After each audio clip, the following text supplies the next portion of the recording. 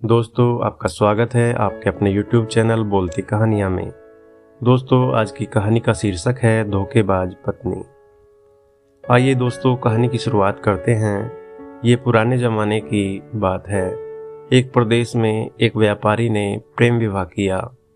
हालांकि तब प्रेम विवाह करना कोई छोटी या आम बात नहीं थी, लेकिन फिर भी व्यापारी और उसकी प्रेमिका, जो अब उसकी धर्मपत्नी बन चुकी थी, उनका सच्चा प्रेम देखकर लोगों ने उन्हें स्वीकार कर लिया और लोग उनके प्यार की मिसाल देने लगे थे। वे दोनों भी अपने प्यार से भरे नए संसार में काफ़ी खुश थे। लोग ये देखकर हैरान रह जाते कि उन दोनों में कभी भी किसी वस्तु या विषय को लेकर झगड़े नहीं होते थे। व्यापारी और उसकी पत्नी ने अपनी प्यार की रोशनी सदा रोशन रहे, इसलिए एक नियम बनाया था। उन दिनों लोग रात को छतों पर मशाल जलाया करते थे ताकि घर आंगन में उजाला रहे, और सोने के समय उन्हें बुझा देते थे। प्रेमी जोड़े ने तय किया था कि वे जब तक साथ रहेंगे तब तक उनके घर की मशाल जलती रहेगी।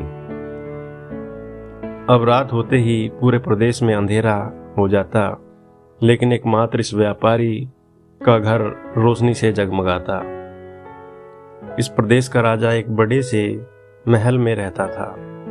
हर रात को सोने से पहले वो अपनी रानी के साथ महल की छत पर जाकर आसमान के नज़ारे देखता और छत पर घूमता था। एक बार जब राजा अपनी रानी के साथ छत पर चांद सितारे देख रहा था, तब दोनों की नज़र व्यापारी के जगमगाते घर पर पड़ी।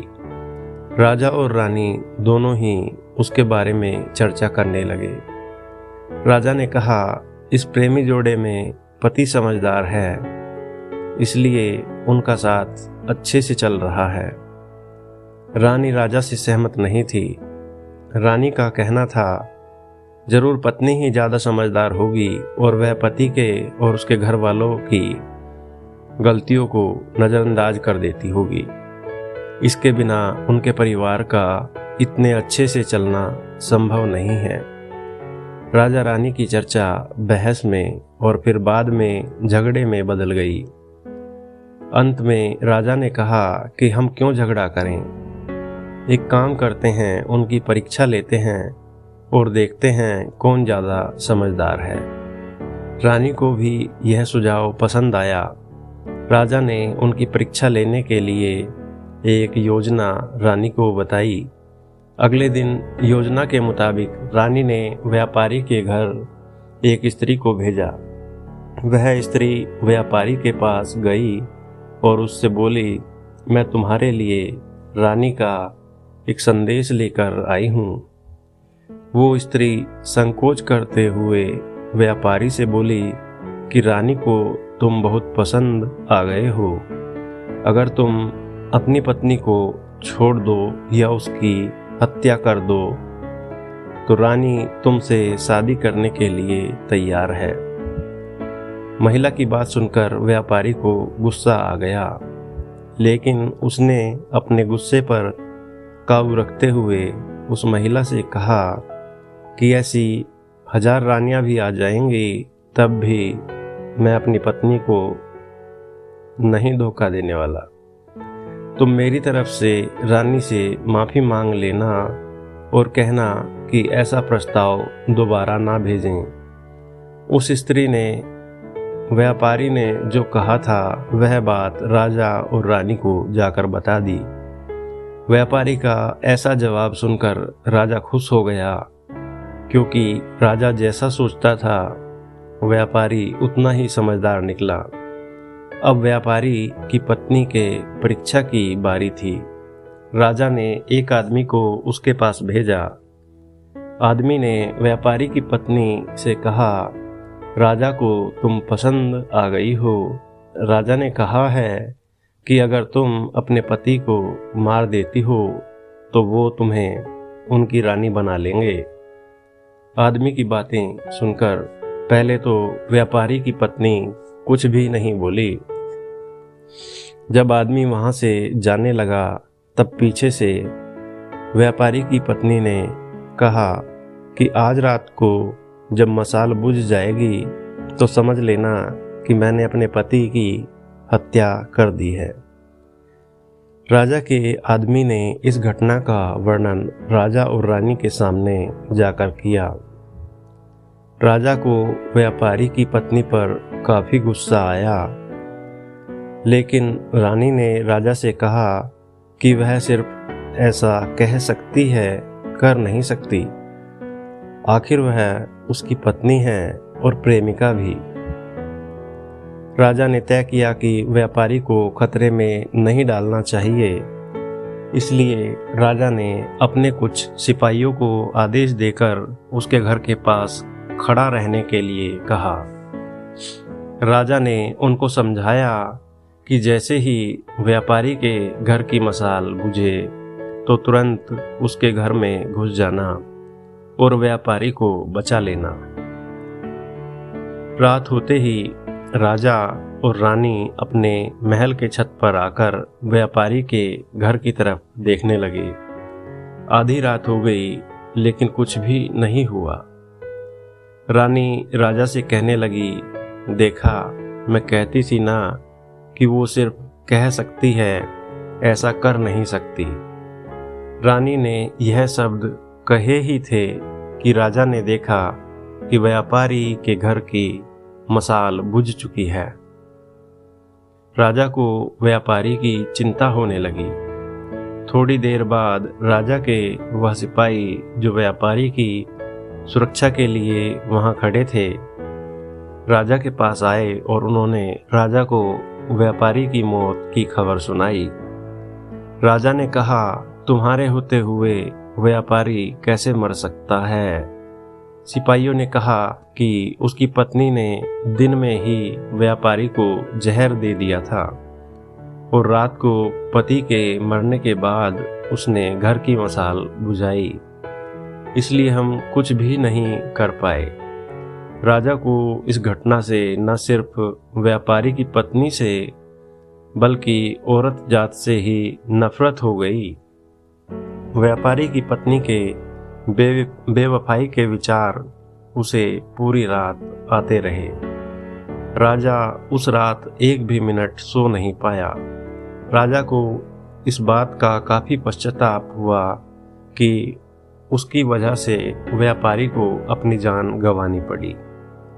सवेरे राजा ने अपने मंत्री को बुलाया और उसे आदेश दिया कि मैं शिकार करने जा रहा हूँ, जब तक मैं लौटूं इस प्रदेश की सभी महिलाओं को गला काटकर मार देना।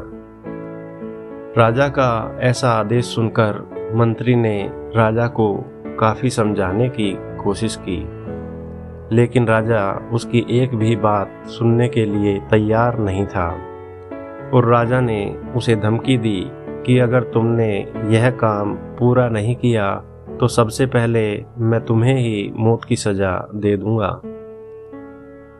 राजा के शिकार पर जाने के बाद मंत्री काफी चिंता में डूब गया। अब मंत्री को कुछ भी समझ नहीं आ रहा था, तो मंत्री सीधे अपने पिता के घर गया, जो पहले राजा के पिता के यहाँ मंत्री रह चुके थे और काफी समझदार थे। मंत्री ने अपने पिता को सारी बात बताई। बेटे की बात सुनने के बाद उसके पिता ने उसे कहा कि सबसे पहले तुम कहीं पर छुप जाओ, क्योंकि राजा जब लौटेगा और देखेगा कि तुमने उसका हुक्म नहीं माना है तो वह तुम्हें सजा देगा। मैं देखता हूँ किस तरह राजा को समझाता हूँ। रात को जब राजा लौटा और उसने देखा कि उसके प्रदेश में सभी महिलाएं पहले की तरह ही अपना काम कर रही हैं, घूम रही हैं, तो उसे मंत्री पर बहुत गुस्सा आया। हर जगह तलाश करने के बाद जब मंत्री नहीं मिला तो राजा सीधे मंत्री के पिता के घर जा पहुंचा। राजा ने मंत्री के पिता से मंत्री के बारे में पूछा। मंत्री के पिता ने राजा को शांत करने के लिए पानी दिया और बैठने के लिए कहा। और बाद में राजा से पूछा कि आप क्यों सभी महिलाओं को मारना चाहते हैं। राजा ने व्यापारी वाली पूरी कहानी मंत्री के पिता को बताई। मंत्री के पिता ने राजा से कहा कि आपने जो फैसला किया है मैं उसे सही या गलत नहीं बता रहा हूँ, लेकिन मैं जो एक छोटी सी कहानी सुनाता हूँ। जब मैं मंत्री था तब यह घटना मेरे साथ घटित हुई थी।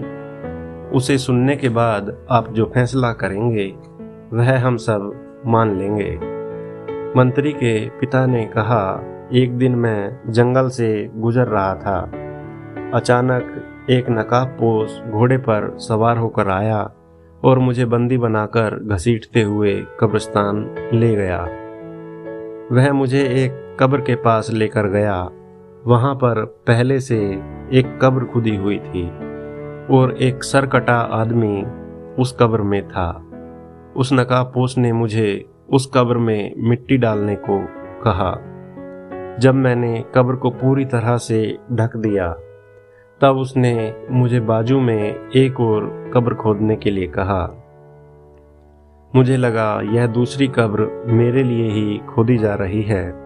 कब्र पूरी तरह तैयार होने के बाद उस नकाबपोश ने अपने चेहरे से नकाब हटाया तो मैं देखकर चौंक गया, क्योंकि वह एक बहुत ही सुंदर महिला थी। उसने मुझे कहा कि तुम डरो मत, यह कब्र तुम्हारे लिए नहीं है बल्कि यह कब्र मेरे खुद के लिए है। अभी अभी जो तुमने इस सरकटे आदमी को दफन किया है वह एक राजकुमार है जिसने मुझे पाने के लिए मेरे पति की हत्या कर दी और मैंने बदला लेने के लिए उसे मार दिया। मैं अपने पति से बहुत ज़्यादा प्यार करती हूँ, इसलिए मैं इस जन्म में जिंदा नहीं रहना चाहती और उनके कब्र के बाजू में मरकर दफन होना चाहती हूँ ताकि अगले जन्म में फिर से उनसे मिल सकूं। इतना कहकर उस महिला ने अपनी गर्दन पर चाकू रखकर गर्दन काट ली और उस कब्र में गिर पड़ी। मेरे पास कोई दूसरा उपाय नहीं था, क्योंकि मुझे पता चल चुका था कि वह मुझे सिर्फ अपने आप को कब्र में दफन करने के लिए वहां तक लेकर गई थी। तो मैंने उसे दफन किया और अपने घर वापस लौट आया।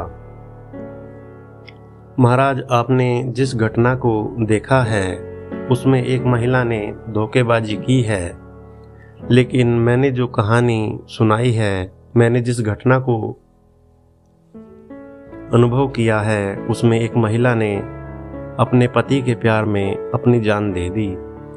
अब आप ही बताइए महाराज, अगर एक महिला बेवफा निकली तो क्या सभी महिलाएं बेवफा होंगी? एक महिला के किए की सजा सभी महिलाओं को देना क्या उचित रहेगा? राजा को बूढ़े मंत्री की बात अच्छी तरह से समझ में आ गई और उसने सभी महिलाओं को मारने का ख्याल अपने मन से निकाल दिया। राजा ने केवल व्यापारी की धोखेबाज पत्नी को मृत्युदंड दिया। दोस्तों, इस कहानी से हमें शिक्षा मिलती है कि दुनिया में भिन्न भिन्न तरह के लोग हैं, भिन्न भिन्न तरह के उनके विचार हैं और उतने ही अलग तरह के सबके व्यवहार हैं। हम एक आदमी का व्यवहार देखकर बाकी सब के लिए कोई फैसला नहीं कर सकते। दोस्तों, ये थी हमारी आज की कहानी जिसका शीर्षक था धोखेबाज पत्नी। दोस्तों, आपको आज की कहानी कैसी लगी कमेंट बॉक्स में हमें ज़रूर बताएं। कृपया वीडियो को लाइक करके चैनल को सब्सक्राइब जरूर करें ताकि आपको इस प्रकार की अच्छी अच्छी कहानियाँ सुगमता से प्राप्त हो सकें। धन्यवाद दोस्तों।